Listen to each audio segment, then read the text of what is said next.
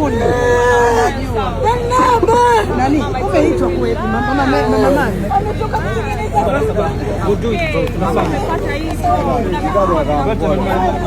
Mungu atafanya.